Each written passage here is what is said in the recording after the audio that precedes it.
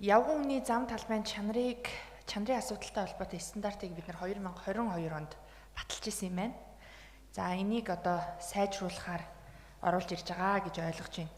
Тэгээ өмнө нь одоо баталсан стандарт дээр нэмэгдээд байгалийн чулуун хавтан, за мөн чулуун хучлага, за тэгээд чигжээс гэдэг үгнүүд одоо нэмэгдэж орж ирж байна гэж харж байгаа. Тэгэхээр үүнтэй холбоотойгоор асуух хэд хэдэн асуулт байгаа. За явган үний зам талбай сайжруулах илүү одоо чанартай бүтээн байгуулалт хийхэд мэдээж хөрсний асуудал хамгийн чухлаа.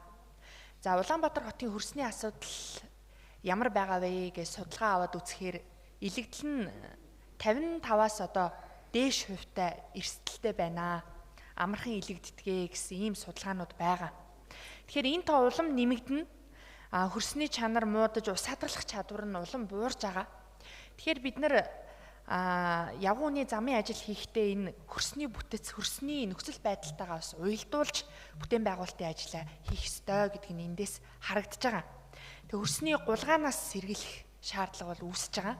Тэгээ өндөр хөгжилтэй орнууд цутгалт бүр бараг одоо 0.5 м-ээс 1 м хүртэл цутгалт хийж агаад дээгүр нь одоо явган үнийхээ замын бүтээн байгуулалтыг хийдэг юм билээ. Бидний хувьд бол эдийн засгийн боломж нөхцлөөс хамаарат одоо энэ танилцуулж байгаа байдлаар явган үний замаа хийж ин л да.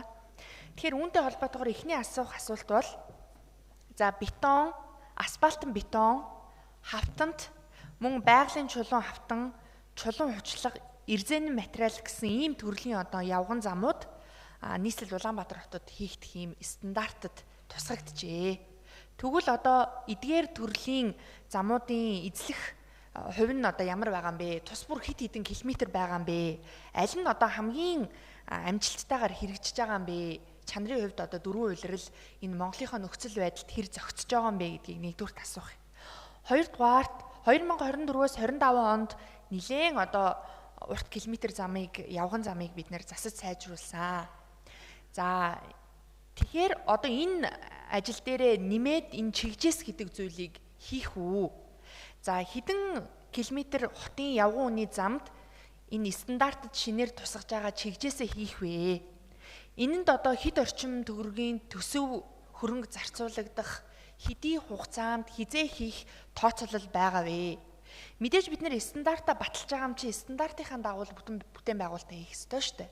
Тэгэхээр энэ талаарх бас мэдээллийг иргэдэд хэдүүлээ дэлгэрэнгүй өгөх шаардлагатай байхаа. За энийг тодруулж асууя. За Улаанбаатар хотын хувьд юу ярьж ин хөрс ярьж ин суурьны асуудал байж байгаа. Яг Монгол улсын хэмжээнд бид нэр төмөр зам, авто зам, явган замыг бол чанарын шаардлага хангасан байдлаар бол тавьж чаддгүй. Манай стандарт бол маш хоцрогдсон. Ийм учраас Лүнгийн авто зам жил болгон угаагддаг, Улаанбаатар төмөр зам жил болгон угаагддаг, дархны зам асуудалтай гэдэг. Бид нар ер нь энэ явган замын хийцлэл хийж, суурийн нягтыг өгч сайн материалаар хийж чаддгүй. Энэ бол манай улсын одоо инженерийн салбарын дутагдaltaй асуудал.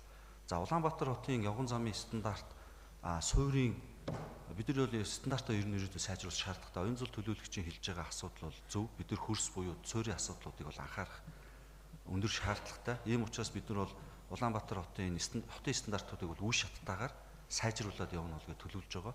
За Улаанбаатар хотод байгаа явган замуудын заримд нь бол улсын төслөөр, зарим нь нийслэлийн хөрөнгө оруулалт, зарим нь хувийн аж ахуйн нэгжүүд өөрсдөө хууль заасны дагуу тогтчлоо хийгээд явж байгаа учраас яг тэдэн хувь нь бетон суурьтай, яг тэдэн нь болохоор багсармал суурьтай гэсэн судалгаа бол байхгүй байна. За нийслэлийн хөрөнгө оруулалтаар хийгдэж байгаа 2025 оноос эхлээд 48 км төв их тойроо баг тойроо Чингисийн өргөн чөлөө Олимпийн гудамжийнхтай үндсэн төв замуудыг бол бодлогын хүрээнд чулуун материалаар бол хийж байгаа. За энэ хүрээнд бид нар бол зураг төслийн стандартуудыг бол сайжруулах, үе шаттайгаар сайжруулах юм шаардлагатай бол хийгээ явж байгаа.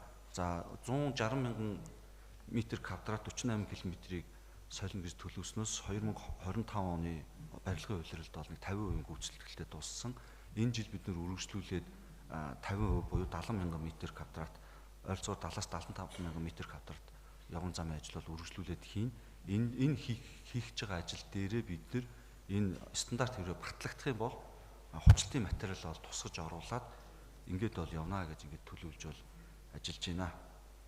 За юун дээр нарийн нөгөө төсөвтэй холбогдлолтой мэдээллийг манай зургийн институтаас зураг хийсэн институтаас хариулж байна. Тухайн бүтээгдэхүүний хувьд болохоор нийт 23 байршилд хийгдээд явж байгаа. Шинээр яаж байгаа төсөв төртгөн ерөнхийд нэг 10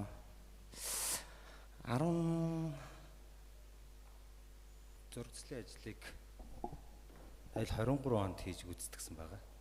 Тэгээ нөгөө барилгаатай хот Орос улсын яамны журмын дагуу цалингийн нэмэгдэл өөрчлөлт орсон юм. Тэр нэмэгдлээ одоо сая нэмж батлуулад дүнгуудыг одоо эцэлж магадлаар орж гарч ирж байгаа. Тэгээ яг гарсан дүнгийг оюун цол төлөөлөгч рүү хайлаар явуулъя. Ямар чухал асуудлыг яаж хариулж байгааг нь бүгд харж байгаа бах. Энэ дарга нар нь хайччихсан юм бэ. Би айгүй тодорхой асуусан шүү дээ. За хотын явган үний замыг олон улсын стандартад нийцсэн түвшинд буюу одоо чанартай байлгах ийм алхам хийгдэж байгаа юм байна. За тэгвэл 2024-өөс 25 онд бид нийслэлийн явган замыг нэлээд эрчимтэйгээр шинжилж сайжруулсан. За энэ хийсэн зам дээрээ чигжээс хийх юм уу нэмж дээрээс нь. Одоо хэдэн хувийн одоо энэ чигжээсийг хийцэн байгаа юм бэ? Эсвэл бүгдд нь хийх юм уу гэх мэтчлэн айгүй тодорхой асуусан төсөв тооцоо нь ямар байгаа вэ гэд энэ бол мэдээж нэлийн судалгаатай хийгдсэн ажил болов уу гэж би бодоод байгаа. Тэгээ одоо энийг уг нь хэдүүлээ олон нийтэд ч тэр энд байгаа төлөөлөгчдөө ч тэр эерэг мэдээлэл өгөө явсан бол зөв. За өнгөрсөн жил бид нэр 160 мянгаас төлөвлөөд зарим давхцалтай хэсгүүд дээр бол хасагдаад тэгээд нэг 50% гүйцэлтэй 70 мянган метр квадратыг төв замуудын дагуу гүйцэтгсэн. За эдгээр замууд дээр хэрвээ стандарт батлагдах юм бол бид нэр стандартын дагуу энэ чигжээсээ бол хийх ажлыг бол энэ зүүн зохион байгуулна.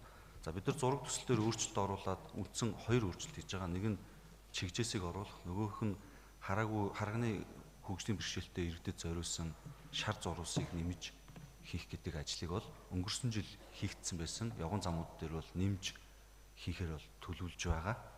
За юуны дагуу материалыг бид нар олон талд судалж Монгол улсын одоо цаг агаарын нөхцөл таарсан хамгаалтын материал оруулснараа нас чиг уртсан гэж үзэж байгаа. Үүний дагуу бол бид нар бас судалгаануудыг хийж энэ материалуудыг бол оруулж байгаа. За зургийн төсөв экспертээр чигжээснийх батлагдсны дараа бичгээр бол үгүй төсөв экспертээр батлагдаагүй байхад бас өмнө буруу тоо хэмжээ мэдээлэл өгмөөргүй байна гэсэн юм хариулттай. За Улаанбаатар хотын хувьд явган зам бол маш чухал. Бид нэр явган замын зураг тэзүүний ажил 20 минутын хот дээр 2 жил үргэлжилж яваад ер нь бол ажлыг бид нар бол дуусгаж байгаа.